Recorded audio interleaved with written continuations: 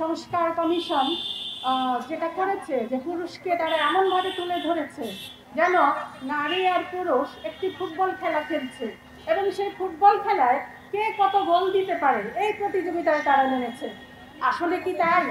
আসলে হচ্ছে নারী এবং পুরুষ একে অপরের পরিপূরক, তারা কখনোই প্রতিপক্ষ নয়।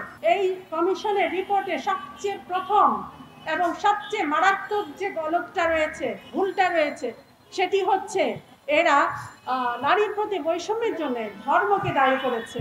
কারণ আমরা ইতিহাস যদি পড়ি তাহলে দেখতে পাবো ধর্মহীন সমাজ একটি কলুষিত সমাজ। ধর্মহীন সমাজ কখনো নারীকে সম্মান দেয়নি। নারীকে সম্মান দিয়েছে ইসলাম। ইসলাম নারীকে যে সম্মান দিয়েছে মা হিসেবে, বোন হিসেবে, কন্যা হিসেবে, স্ত্রী হিসেবে, পৃথিবীর আর কোনো সভ্যতা সেই সম্মান দিতে পারেনি, পারবেও না। আর আরেকটা কথা আমি বলতে চাই, পৃথিবীর সবচেয়ে প্রাচীন এবং গুরুত্বপূর্ণ প্রতিষ্ঠান হচ্ছে পরিবার। সভ্যতা নির্মাণে পরিবারের অবদান সবচেয়ে বেশি এবং সেই পরিবার কিভাবে গঠিত হয়? একজন নারী এবং একজন পুরুষের মাধ্যমে, এবং তারাই পরবর্তী প্রজন্মকে গড়ে তোলেন। কিন্তু আজকে আমরা দুঃখজনকভাবে সত্য হলেও দেখতে পাচ্ছি পাশ্চাত্যে এই প্রাচীন এবং সবচেয়ে গুরুত্বপূর্ণ ইনস্টিটিউট পরিবারকে ধ্বংস করে ফেলা হচ্ছে। সেটি আজকে বিপর্যয়ের মুখে। কেন? কারণ হচ্ছে সেখানে আজকে পুঁজিবাদ, সেখানে আজকে বস্তুবাদ এগুলো কার্যকর এবং পরিবার প্রথা আজকে বিলুপ্তির পথে। তারা পরিবার প্রথাকে ভেঙে ফেলেছে এবং এখানেও যে কারণটা সবচেয়ে বেশি কার্যকরী সেটা হচ্ছে ধর্ম থেকে দূরে সরে যাওয়া। যারা নিজেদেরকে ইসলাম প্রিয় মানুষ মনে করেন, যারা নিজেদেরকে বলেন এটি 90% মুসলিমের দেশ, আমি তাদেরকে আহ্বান করে কিছু কথা বলতে চাই। আপনারা দেখেছেন আমরা নারী মুক্তির নেত্রীদেরকে এবং এই সুপারিশ যারা প্রণয়ন করেছে তাদেরকে বলতে শুনেছি, বলতে দেখেছি তারা ইসলাম প্রিয় জনগণের কাছ থেকে কোনো সুপারিশ নেওয়ার বা তাদের মতামত নেওয়ার প্রয়োজন বোধ করেন নাই। আমরা এইটাকে একটি ধৃষ্টতা হিসেবে দেখতে চাই। মনে রাখবেন, আমরা যদি নিজেদের অস্তিত্ব কোথাও জানান না দেই তাহলে কেউ আমাদেরকে খুঁজে বের করবে না। আমাদের মহিলা আলিমরা কথা বলেন না, আমাদের যারা পুরুষ আলিম আছেন তারাও মহিলাদের অধিকারগুলো নিয়ে কথা বলে না। যার কারণে বাংলাদেশের নারীদেরকে তাদের এইসব অধিকারের নামে ঠকানো, তাদের এইসব অধিকারের চকমকি রূপ দেখিয়ে তাদেরকে আসলে বঞ্চিত করার কাজটা সেকুলার সমাজের জন্য সহজ হয়ে গেছে।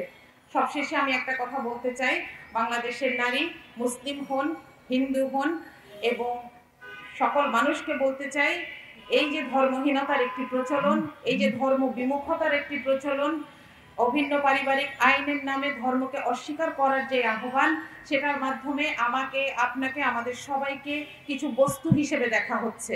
আমাদের পরিবারগুলোকে কিছু বস্তু হিসেবে দেখা হচ্ছে।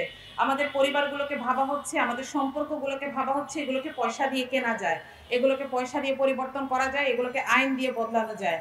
দয়া করে এই জায়গাটায় যাওয়ার আগে আমাদের মুসলিমদেরকে, আমরা যাদেরকে ইসলাম প্রিয় জনগণ মনে করি, আমাদের নিজেদেরকেই সচেতন হতে হবে। আমরা বলতে চাচ্ছি যে তারা যদি ধর্মীয় বিধিবিধান না মানেন, তারা যদি যৌক্তিকতার ভিত্তিতে নিতে চান, তাহলে আমি বলবো আপনাদের প্রত্যেকের হাতে কিছু ডিভাইস আছে। এই ডিভাইসগুলোর যে ম্যানুয়াল আছে, অপারেটিং ম্যানুয়াল, এটাকে না মেনে আপনারা যদি নিজেদের ইচ্ছা মতো এগুলোকে অপারেট করতে চান, এটা কি ভালো মতো অপারেট করতে পারবেন কিংবা প্রপারলি কাজ করবে? অবশ্যই বলবো যে করবে না। সুতরাং নারী এবং পুরুষ দুইটা আলাদা ধরনের সৃষ্টি আল্লাহ রাব্বুল আলামিন সৃষ্টি করেছেন, প্রত্যেকের গণ্ডি থেকে আলাদা করে দিয়েছেন, প্রত্যেকের জন্য আলাদা দায়িত্ব কর্তব্য, তাদের অধিকার দায়িত্ব কর্তব্য এগুলো দিয়ে দিয়েছেন। এখন কথা হচ্ছে যে তারা যদি নিজেদের এই যে সৃষ্টিকর্তা প্রদত্ত যে আইন, এটাকে ভাঙতে চায়, নিজেদের মন গড়া করতে চায়, তাহলে আমি তাদেরকে আহ্বান করব, সৃষ্টিকর্তা আপনাদেরকে যে ক্ষমতা দিয়েছে নারী হিসেবে, আপনারা প্রত্যেক মাসে একটা কষ্ট ভোগ করেন। আপনার নিজে 1 মাসের জন্য করেন, আপনার হাজবেন্ডকে আর 1 মাসের জন্য কষ্টটা ভোগ করতে দেন। একটা সন্তান আপনি নিজে কনসেপ্ট করেন, গর্ভধারণ করেন, তাকে প্রসব করেন, আরেকটা আপনার হাজবেন্ডকে দেন। আপনি মুখে খাবার না খেয়ে আপনি কান দিয়ে খাবার খান। এই যে সৃষ্টিগত যে আইন কানুন বিধিবিধানগুলো আছে, এগুলোকে কি আপনারা মানে ব্রেক করতে পারবেন? পারবেন না। যদি এখানে না পারেন, তাহলে যিনি সৃষ্টি করেছেন, এই সৃষ্টিকর্তা যে বিধান দিয়েছে, সেই বিধান মেনে নিয়ে চলতে আমরা সবাই বাধ্য। এবং সেই বিধান যদি আমরা মেনে চলি, তাহলে দুনিয়াতে আমাদের মানবিক যে সমাজগুলো আছে সেটা সুস্থ এবং সুন্দরভাবে চলবে।